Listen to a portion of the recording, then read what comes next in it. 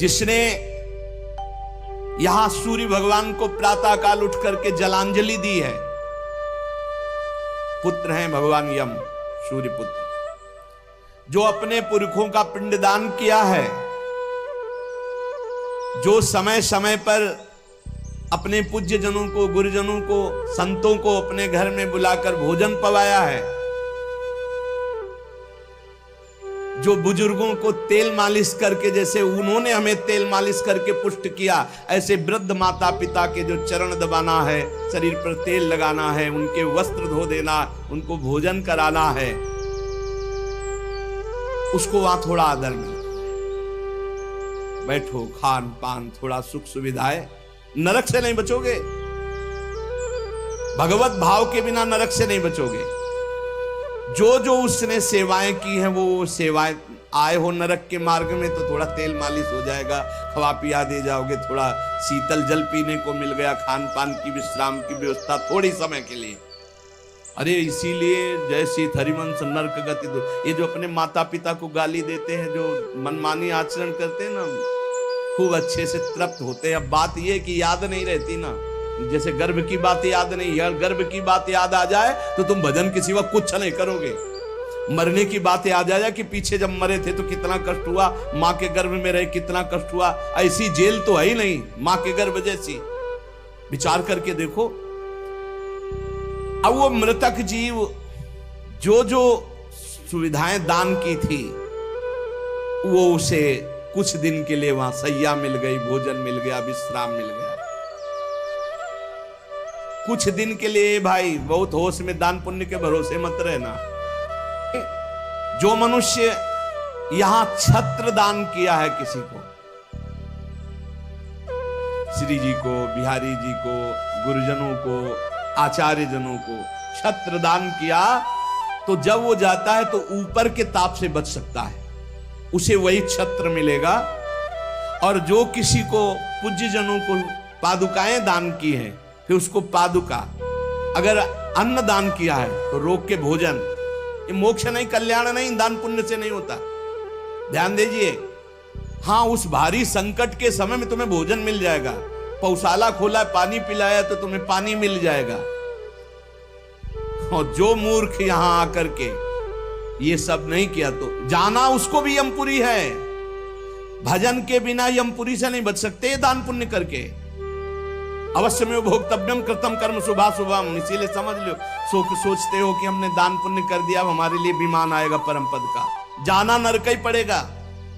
बारी मथे घृत होए बरु सिकताते बरु तेल, बिनु हरि भजन न भवतरी या सिद्धांत पेल। भजन के बिना नहीं, इसलिए कह राधा राधा राधा। अब इस प्रकार की यात्रा, अनेक प्रकार से कष्ट भोगता हुआ पाप पीड़ित जीव धर्मराज के नगर में पहुंचा। अब वहां सेकंड के कम हिस्से में हिसाब हो जाता है। ऐसा थोड़ा क्या नाम है, कहां से लाए हो, क्या क्या किया, ऐसा नहीं, एक सेकंड के कम हिस्से में तो बहुत लाइन लगी हुआ।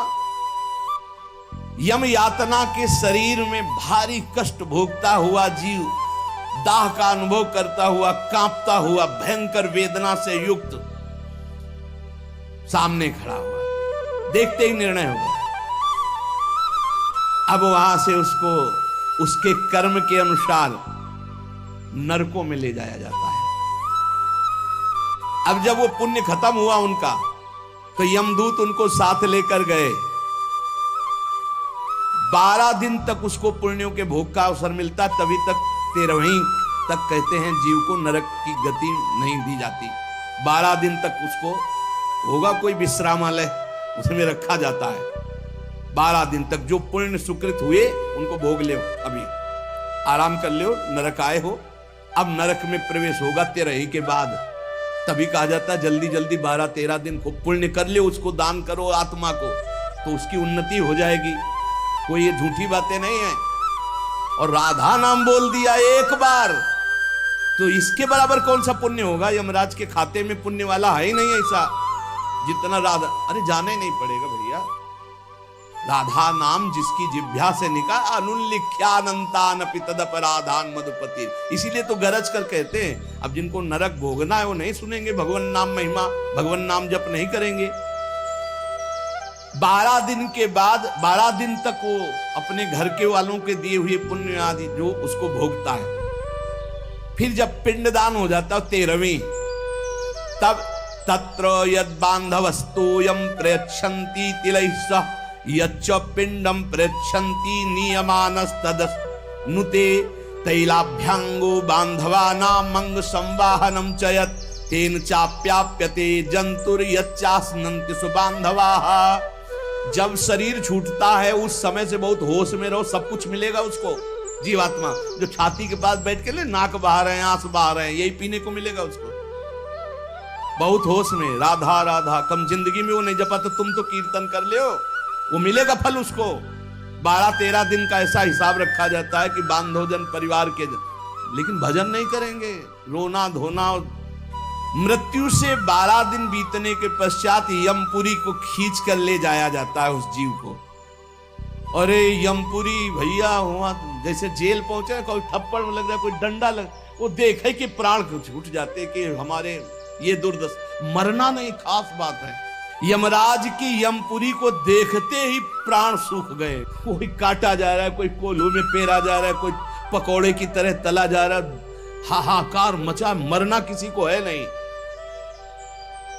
मृत्यु काल ये सब वहां नजर आ रहे हैं।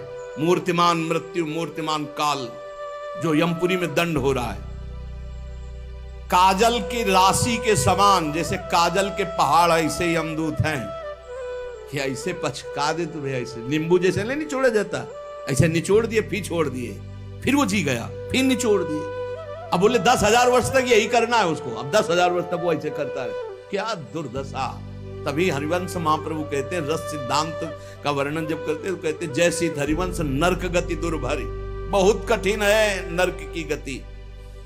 तभी कहते हैं नरक जाओगे होश में रहो, मतलब सबसे बड़ा दंड नरक का। लोग कहते हैं कि कहां नरक स्वर्ग है, किसने देखा है, तुम देख लोगे।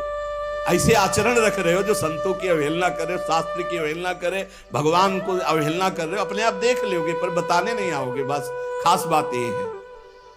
और भौहें कैसी, टेढ़ी भौहें, काजल के समान काले, और विकराल मुख, लंबी दाढ़ें, कुरूप, आवाज भीषण भयंकर, और रोम ऐसे जैसे बंबूल के कांटे कि अगर ऐसे कर दे तो पूरा शरीर छेद जाए, ऐसे दूध। विशाल भुजाएं, पुष्ट भुजाएं, और सब यम दंड यम पास लिए हुए, बड़े भयंकर। दुर्गंध आती शरीर से, जीव देख के घबराता है, उनके हाथों में फंसा हुआ। अब जो यहां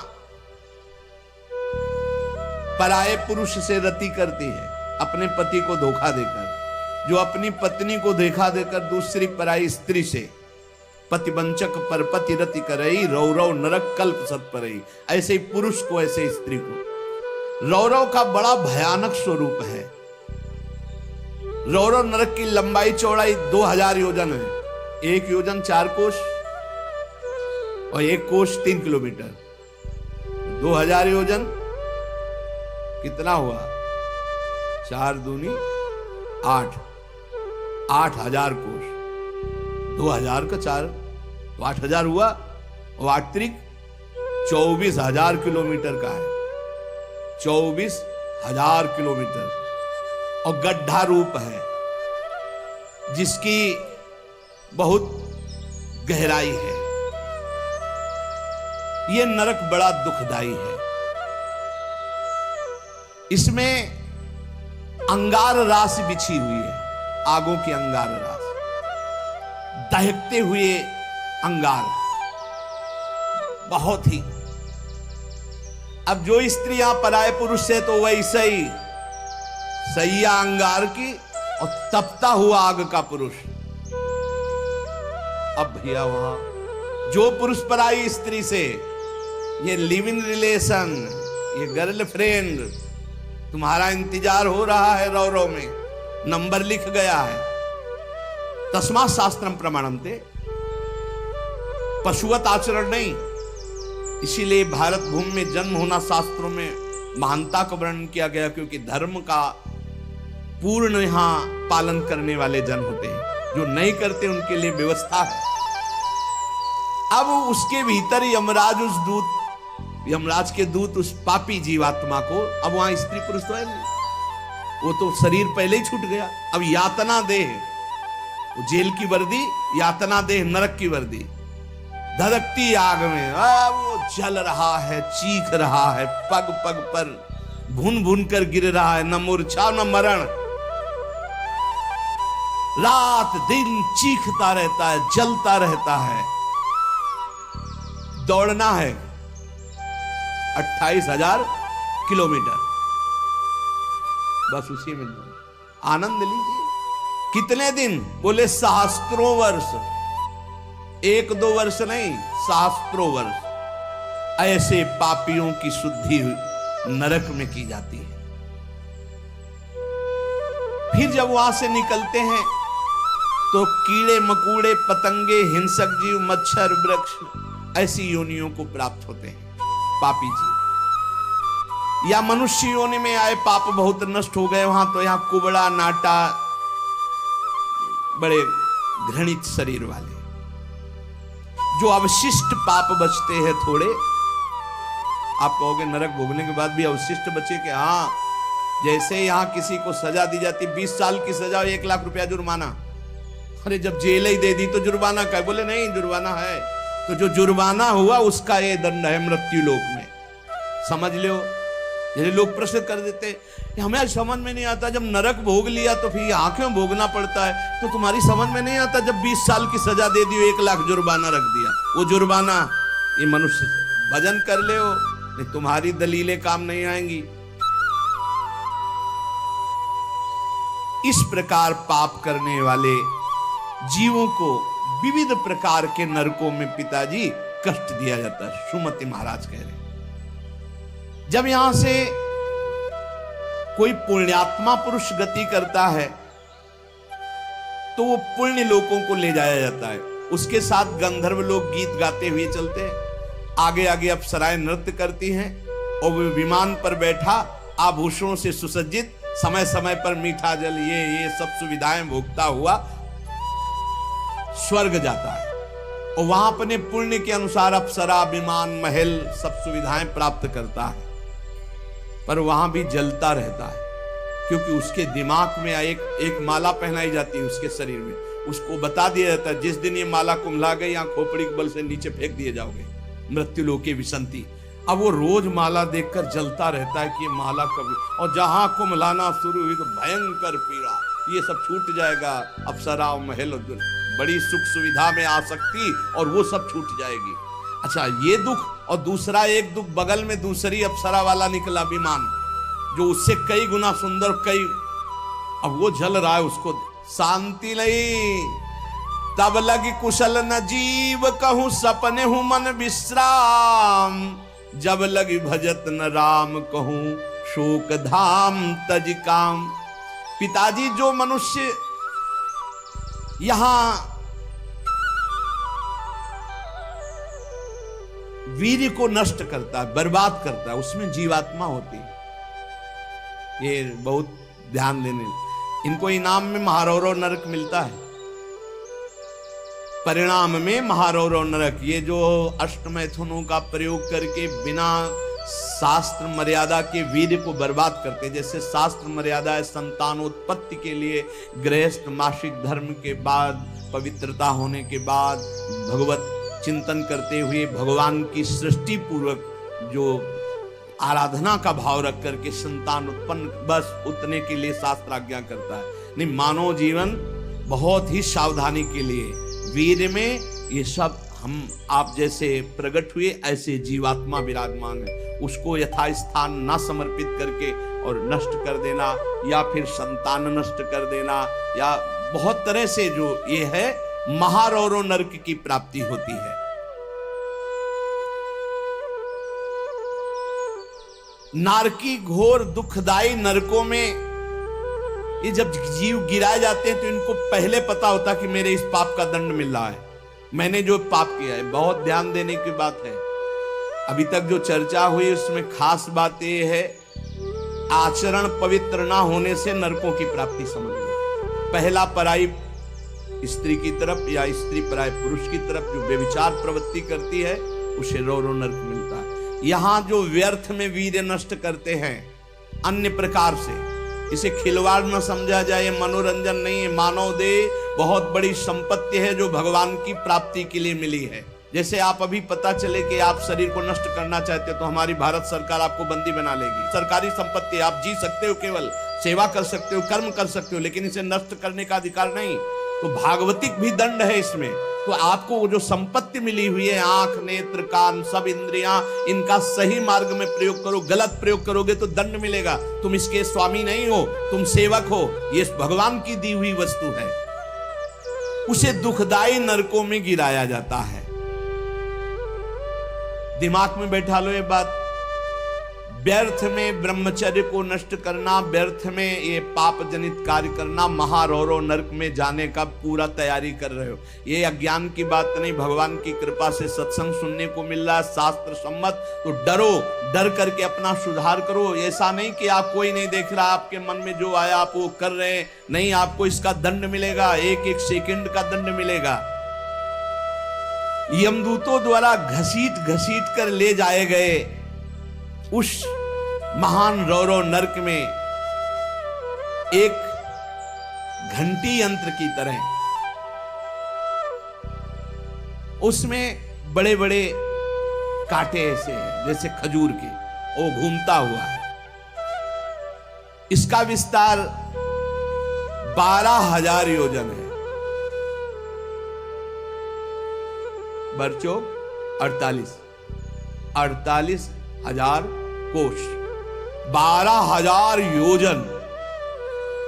तांबे की सी तपती हुई, धधकती हुई भूमि, और उसमें बिजली जैसा यंत्र घूमने, और बड़े बड़े खजूर जैसे खाने, और ऊपर से उसमें फेंक दिया, तड़पता है ऐसे, बस उसी में तड़पते घूमते रहो। अरे बड़ा कष्ट, वहां मरना नहीं है, तो वहां पूरा खेल बहुत कष्ट का है। नीचे से धधकती आग, ऊपर से राउंड करने वाला बिजली का जैसे ढूला, और उसमें बड़े बड़े कांटे, अब फेंक दिया गया, और तड़प कर दूसरी तरफ गिरता है तो कांटे कांटे कांटे, नीचे गिरता है तो आग, फिर उठाकर उसके होश में मनमानी आचरण नहीं। यमदूत उसके हाथ पैर बांध देते हैं, फिर उसमें डालते हैं। इसी महारौरव नरक में एक स्थान, उसी 12,000 योजन वाले में, कौवा, बगुला, बिच्छू, मच्छर, गिद्ध और इन सबकी चोंचे, पूंछ सब लोहे की जैसी, वज्र जैसी कठोर, उसे नोचवाया जाता है। किसको? ये जो नहीं भूंज के मुर्गा, मुर्गी, बकरी, बकरा नहीं, बड़े स्वाद से बोले चिमटी से खाते, ऐसे वैसे चिमटी जैसी नोच, जिंदा नोच नोच के, वो उसमें वहां कोई बचाने वाला नहीं। इसलिए कह रहे मान जाओ, बंद कर दो, अब लो नसानी, अब ना न सही हो। इतने बड़े तुम भारत लेवल के, विश्व लेवल के महावीर नहीं बनोगे मुर्गा, बकरी और अंडा खा करके कि हाँ तुम्हारी जय हो जाएगी, पराजय हो जाएगी। बंद कर दे रे। ये मांस मछली जीवों की हत्या करना, मनुष्य जन्म बहुत सुंदर मिला है भगवत प्राप्ति के लिए। जिनके कानों में पड़ रहे हो, हाथ जोड़कर प्रार्थना है, रौरव नरक, महारौरव नरक की तैयारी मत करो, ये मुर्गा मछली बंद कर दो। इतने बड़े बलवान नहीं हो जाओगे कि यमदूतों को पटक दो। यमराज के पास लौट के गए, बोले बहुत धुनाई हुई है, वो तो केवल हरि पार्षद कर सकते, दूसरे नहीं। नारायण पुकारा तो हरि पार्षद आ गए, बचा लिया उसे। समझो, कौवे, बगुले, बिच्छू, मच्छर, गिद्ध, ऐसे मच्छर ऐसा जो पूरा ऐसे इंजेक्शन जैसे बड़े बड़े ऐसे वज्र के समान, जिनकी चोचे मार मार करके नोचते हैं। अब वो व्याकुल छटपटाता है। आप जब कर्म सुधारने थे तब तो मनमानी आचरण करते हो। ये बहुत संभल के, ये हम इसीलिए सुना रहे हैं कि जो नहीं समझ रहे कुछ नहीं, देख लेना भैया, देख लेना। बोले कि यहां कोई देखने को मिलता है? हाँ देखने को मिलता है। मर्सरीज गाड़ी में लग गई आग, वो अंदर है, जिंदा भुन गए। ये क्या है तुम्हें समझ में नहीं आ रहा है? तुम जिंदा भून के खाते हो तो समय तुम्हें जिंदा भून देगा।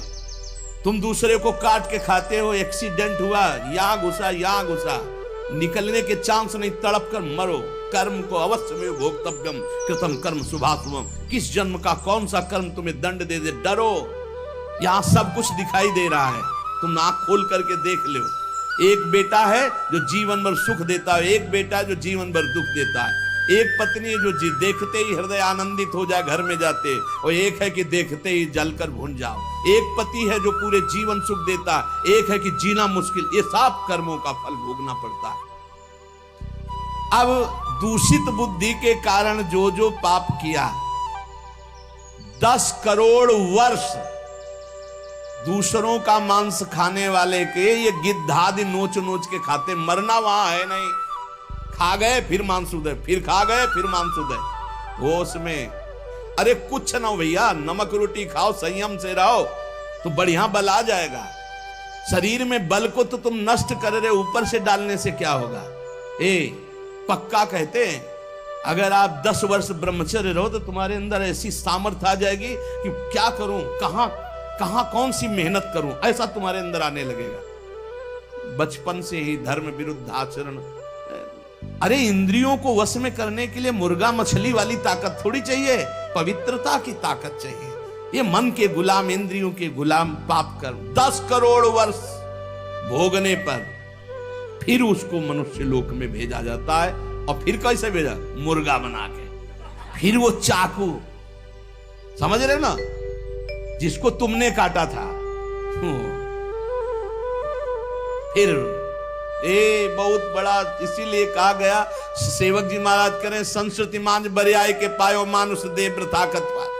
अरे संस्कृति चक्र को रोक के भगवान कृपा करके तुम्हें मनुष्य दे दिए, और सत्संग भी सुना रहे कि हमें पता नहीं था, तो आप पाप कर्म करना बंद कर दो। देखो कैसे घृणित पदार्थ खाते, अंडे में क्या भरा है, कितना दलित दूध। हाँ बोले हम बलवान बन रहे, विटामिन पी रहे हैं, क्या करें। हाँ मतलब गजब, उल्टी हो जाए देख के, अंडे में जो भरा है उल्टी हो जाए देख के। कर्म काल तुम्हें दंड देगा। मान लो जीवों के प्रति दया का भाव सबसे बड़ा धर्म है। परहित सरिस धर्म नहीं, जीवे दया, जीव पर दया करो। ये जो अपराध कर रहे हो, अरे भाई एक एक जैसे चबेना चबाते हैं ना, ऐसे मछली चावल खाते, जिंदे खाएंगे यमदूत। वहां ये सब यमदूते हैं जो बड़ी बड़ी चोच वाले। अब महारौरों के कष्ट को कैसे तुम्हें बताए। उसी के बगल में है शिवातम नामक एक नरक, जहां भीषण सर्दी ही सर्दी, इधर जलता हुआ और घूमता चक्र ऐसे, फिर बगल में ही एक गिद्ध और ये सब, और उसके बगल में शिवातम नामक नरक, रौरो नरक के बराबर में ही है। घोर अंधकार, भीषण सर्दी और दम घुटने वाली गैस। अरे ऐसे ऐसे नरकों का वर्णन पूरा तो आज हो ही नहीं सकता है, केवल वानगी भर दे रहे हैं तुम्हें। घोर अंधकार, भीषण सर्दी और जहरीली गैस, शिवातम नामक नरक। अब वहां छोड़ दिया गया। अब वो कांपते हैं, सांस लेने में वो जहरीली गैस उनकी दम, मरना वहां है नहीं, और सब अंधेरा है, सब एक दूसरे को। और ये वहां इतनी सर्दी की दांत कटकटाते हैं, भूख प्यास अन्य उपद्रव, इसके साथ ऐसी वायु चलती है कि बड़े बड़े ओला, फूट जाए शरीर, भयंकर हड्डियां चर चर टूटती हैं, ऐसे ईंट की तरह ओला गिरते हैं, मज्जा रक्त बह रहा है, अंधेरा, भीषण गैस, वो प्राण लेने वाली, क्षुधातुर मनुष्य एक दूसरे को खा रहे हैं वहां नरक में। शिवातम नामक नरक, महान कष्ट भोगते हैं ये निकृष्ट पुरुष, जो दूसरे के बच्चे का अपहरण करके ले आते, जैसे नहीं, दूसरे आदमी का चोरी करना, हिंसा करना, मार कर, ये सब इस नरक को प्राप्त होते हैं। डरो, यही डर ही डर हरिवंश हित, जिनो भ्रमय गुण सलिल पर, जी नामन मंगल लोक तीर्थ। ये छोटे छोटे पशु पक्षियों को तुम मार कर खाते हो, दूसरों के धन का अपहरण करते हो, अस्त्र शस्त्र लेकर किसी दुकान में घुस गए, उसको मार दिया, काट दिया, उसकी संपत्ति छीन लाए, ले लो, तुम्हारा ये स्वागत होगा। शिवातम नामक नरक में डाले जाओगे, जहां केवल अंधकार, भीषण सर्दी, ओला की वर्षा और दम घुटने वाली गैस, हजारों हजारों वर्ष वहां तुम्हें भोगना होगा। जीवों को यदि आनंद लेना है तो यहां भगवान का भजन कर लो, धर्म से चल ले। ये मत समझो कि यहां तुम आयो स्वतंत्र हो, जो चाहो कर लो। नहीं नहीं, बंधन है बंधन। आप किसी की नजर में हो, हर समय आपके ऊपर सीसी कैमरा लगा हुआ है, आप एक एक चेष्टा जो कर रहे हो उसका आपको दंड या सुकृत पुरस्कार मिलेगा। और अगर भजन कर ले गए तो भगवान की प्राप्ति होगी। जो भगवान का नाम जपते हैं, भगवान के आश्रित हैं, तो भगवान ने कहा अभी जो भी हो गया चिंता मत करो, पीछे जो हो गया सब राधा राधा। भगवान के वचन कभी मिथ्या नहीं होते। श्री भगवान ने कहा है, सर्वधर्मान परित्यज्य मामेकम शरणं व्रज, अहम त्वाम सर्व पापेभ्यो मोक्षयिष्यामि मा शुचा। मैं सब पापों से मुक्त कर दूंगा। भगवान की शरण में होके खूब नाम जप करो। लेकिन ये जो गंदी बातें हैं, मत देखो, मत बोलो, मत सोचो, मत करो, नहीं, ये बाधा पहुंचा देंगी। एक ब्रह्मज्ञानी महात्मा सुमति पूर्व में शिष्य बना करके प्रमाद स्थिति को प्राप्त होने के कारण एक जन्म और लेना पड़ा। इसलिए छोटी छोटी गलती में चूक हो जाती, फिर भयानक पापाचरण रूपी गलती करके कौन भगवत प्राप्ति कर पाएगा। इसलिए सावधान, नाम जप करो, कोई पाप कर्म ना होने पावे। शास्त्र का स्वाध्याय करो, जिससे तुम्हें पता चलेगा कौन सा पाप कर्म है और कौन सा शुभ कर्म है, और कौन सा ऐसा कर्म है जो शुभ अशुभ दोनों को विध्वंस करके भगवत प्राप्ति कराता है। खूब नाम जप करो, भगवान की शरण में रहो, वो सारे पाप नष्ट कर देंगे, तुम्हें भोगना नहीं पड़ेगा। पर आगे सावधान रहो, पाप उसी के नष्ट होते हैं जो अब लो नसानी अब ना नसई हो। आज तक किया आगे नहीं करूंगा, वही पवित्र होता है। तो ये संकल्प लो, ये नियम लो, ये भगवान से प्रार्थना करो कि हमारे द्वारा किसी का अहित न हो, किसी का अमंगल न हो। हर जीव जीना चाहता है, हर जीव सुखी होना चाहता है। तुम उन्हीं जीवों को दुख देकर कैसे सुखी हो सकते हो। इसलिए सावधान, अपनी जीव को संभालो, अपनी जनेंद्री को संभालो, अपनी बुद्धि को संभालो। खूब नाम जप करो। शेष चर्चा आगे